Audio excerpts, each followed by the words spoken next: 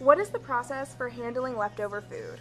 All right, so what happens, now if we're talking specifically about dining halls at Ohio University, what happens with leftover food, there's kind of two different categories. There's items that can be reused, and then there's items that can be not reused. So the items that can be reused are cooled down or put away to health department guidelines, and then we'll use it for something else the next day, or those may also be donated.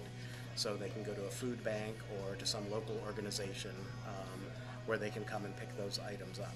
Then there are other items that cannot be reused for legal reasons, for health department reasons. And so those items then are cataloged or inventoried, so we know exactly how much waste we have every day from each location. And then they're discarded, and they're discarded either to composting, or if it's something that can't be composted, it's put into the trash. But there's not a whole lot of that. A lot of it's composted. Oh, great. And how do you determine what is and isn't reusable? So any item that has been heated up and it has to be chilled down to a specific temperature in a set period of time.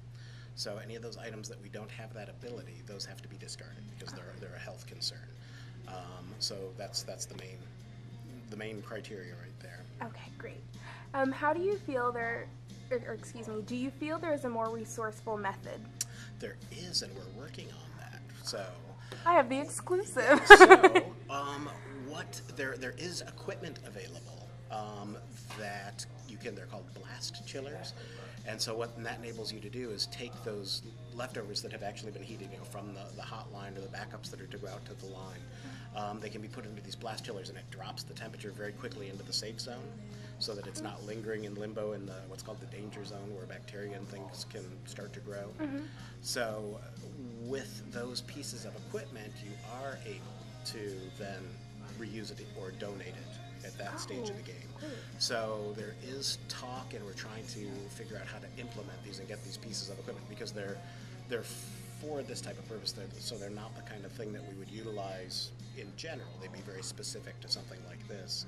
So we're trying to figure out, okay, and we've talked to the sustainability office about this also, some collaboration where, okay, if we can figure out funding to get something like this so that each unit would have one, we could increase our donations a little bit. That's awesome. That's great. Yeah.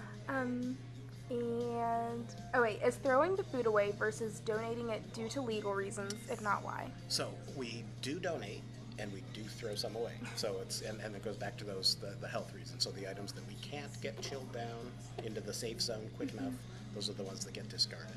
But then we do donate quite a bit of food. Great. And how do you predict how much food to buy?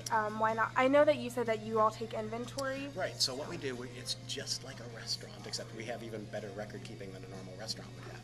So number one, we know every day pretty much to a T, a very small range, exactly how many people are going to be coming to eat. We have phenomenal record keeping from the past, and so that's a good track record in history. So with each food item, we have what we call an acceptability factor, or how popular that item is.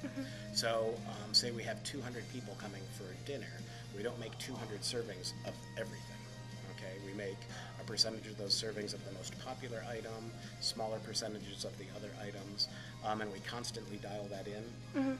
And so that's how we predict how much food to purchase, how much food to prepare, and it's also one of the reasons that we're so efficiently run and our waste is below national average.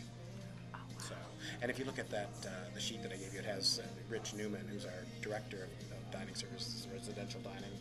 He tracks all of that information nationwide from all the universities. We're part of a university system called NACUFs, and so everybody shares their information.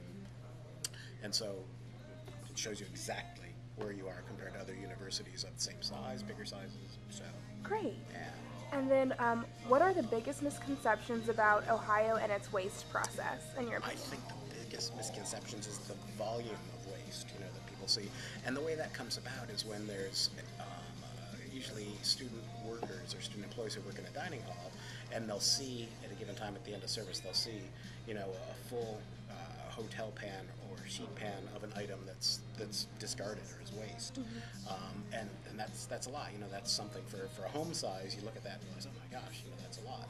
And then in the course of realizing we've served 2,200 meals, it's microscopic, and so that's one of the things, is putting everything in perspective or into scale. So any amount of food waste is bad, right? So I mean, just in general, it's bad. So the smaller we can close that gap and have fewer and fewer things wasted, the better off we'd be. The ideal situation for that is where you're making everything specifically to order, like a restaurant does, where you go in and you place your order and they make it to order, so there's very little waste because they're making it specifically for you. But that's not realistic, you know, when you're feeding, you know, like Shively, where they're feeding 2,200 or 2,500 people during a meal period. And we're doing the buffet service and those things, but we are extremely efficiently run. Great. And then is there anything else that you'd like to add for the interview? I don't think so. I think you covered it all. Anything else that you wanted to ask? No, you did such a great job. No, but